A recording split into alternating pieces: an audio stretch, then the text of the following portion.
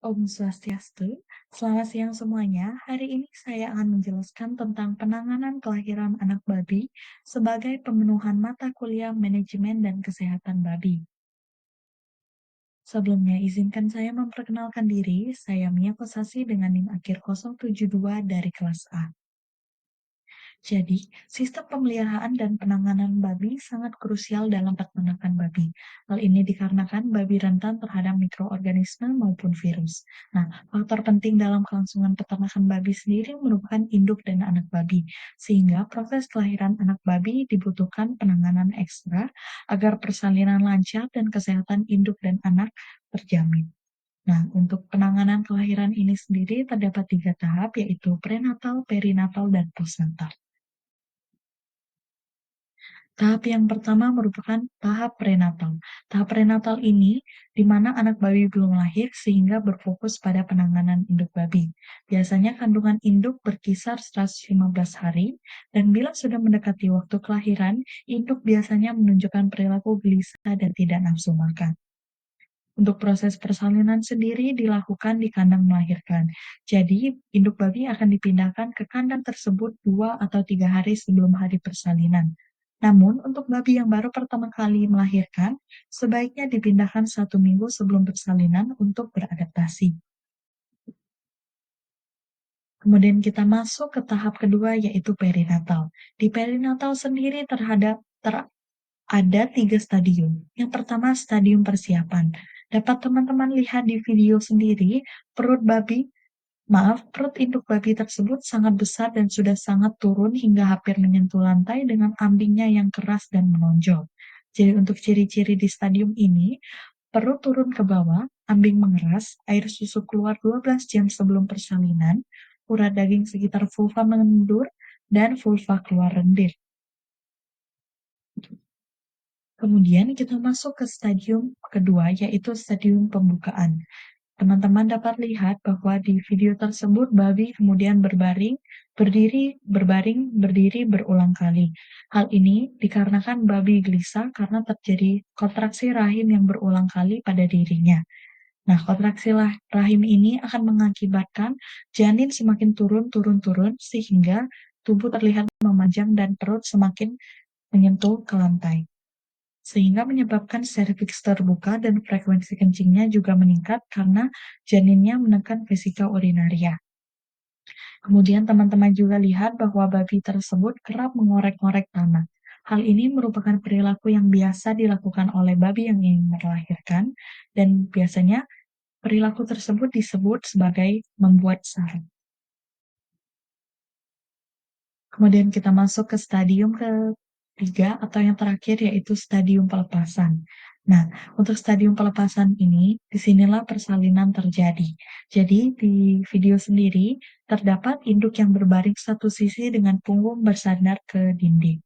Nah, untuk induknya sendiri, meski tidak ditunjukkan di video, ia kerap berguling, menendang, dan meretangkan tubuhnya untuk mengeluarkan janin yang ada di dalam tubuhnya. Untuk proses persalinan ini sendiri biasanya berdurasi 1-12 jam dengan jarak per anak 1-20 menit. Namun bila terjadi perpanjangan durasi, maka diberikan suntikan oksitosin karena berisiko berbahaya dan agar persalinan dapat kembali berjalan dengan lancar. Kemudian teman-teman lihat di video tersebut, saat bayinya sudah mulai keluar, langsung peternaknya sigap mengelap lendir dari tubuh bayi tersebut.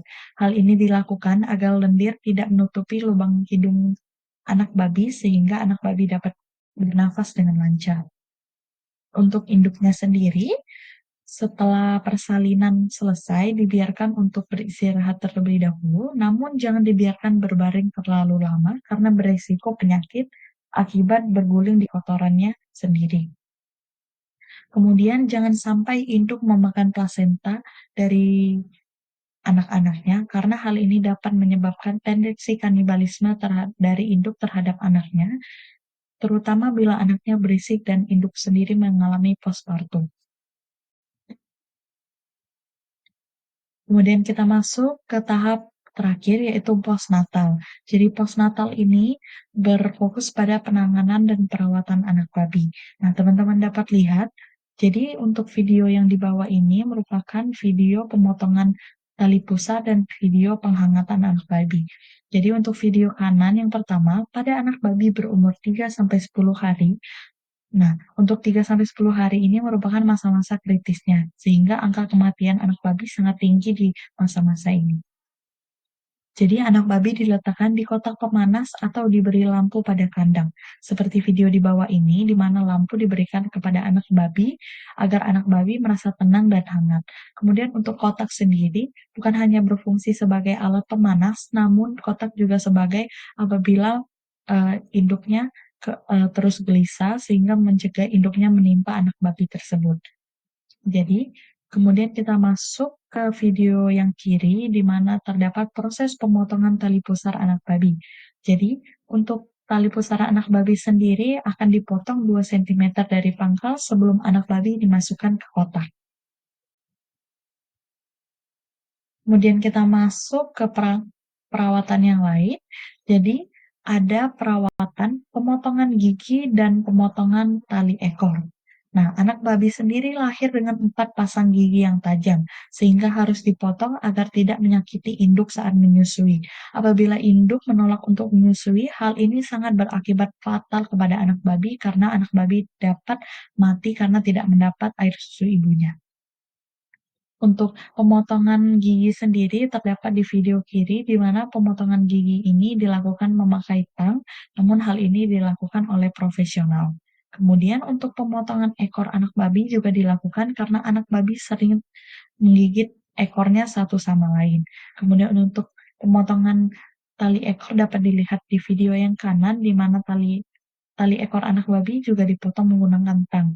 Namun sebelumnya, anak babi diberikan anestesi terlebih dahulu agar tidak merasakan sakit. Kemudian untuk pemotongan sendiri dilakukan 3 jari dari pangkal sehingga tidak terlalu menyakiti anak babi dan tidak terlalu menekan sarafnya. Kemudian untuk penanganan yang lain, jadi yang hal terpenting dari anak babi merupakan air susu induknya yang mengandung kolostrum. Nah, dari kolostrum inilah anak-anak babi mendapatkan antibodi maternalnya yang mengandung imunoglobulin E.